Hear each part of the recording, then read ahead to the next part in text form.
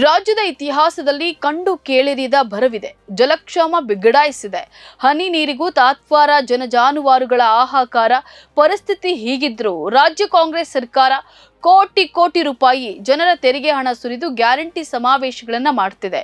ಲಜ್ಜೆಗೇಡು ಎಂದು ಜೆಡಿಎಸ್ ರಾಜ್ಯಾಧ್ಯಕ್ಷ ಎಸ್.ಟಿ. ಕುಮಾರಸ್ವಾಮಿ ವಾಗ್ದಾಳಿಯನ್ನು ನಡೆಸಿದ್ದಾರೆ. ರಾಜ್ಯ ಕಾಂಗ್ರೆಸ್ ಸರ್ಕಾರದ ವಿರುದ್ಧ ಸಾಮಾಜಿಕ ಜಾಲತಾಣ ಎಕ್ಸ್ ನಲ್ಲಿ ಪೋಸ್ಟ್ ಮಾಡಿರುವ ಅವರು, ಬರಪೀಡಿತ ರೈತರಿಗೆ ಕೊಡಲು ನಿಮ್ಮ ಸರ್ಕಾರಕ್ಕೆ 2,000 ಗತಿ ಇಲ್ವಾ? ಆದರೆ ಗ್ಯಾರಂಟಿ ಸಮಾವೇಶಗಳಿಗೆ ಬೇಕಾದಷ್ಟು ಹಣವಿದೆ. ತುರ್ತು ಉದ್ದೇಶಕ್ಕೆ ಇರಿಸಿರುವ ಜಿಲ್ಲಾಧಿಕಾರಿ, ತಹಶೀಲ್ದಾರುಗಳ ಪಿಡಿ ಖಾತೆಗೆ ನಿಮ್ಮ ಸರ್ಕಾರ ಕನ್ನ ಹಾಕಿದೆ. ಜನರ ಆಹಾಕಾರವೇ ನಿಮಗೆ ಭರ್ಜರಿ ಆಹಾರ, ಹೌದಲ್ವೇ? ಇದೆಂತಹ ಸಿದ್ದಾನಮಿಕ್ ಸಿದ್ದರಾಮಯ್ಯನವರೇ ಅಂತ ಹೇಳಿ ಟೀಕೆಯನ್ನ ಮಾಡಿದ್ದಾರೆ.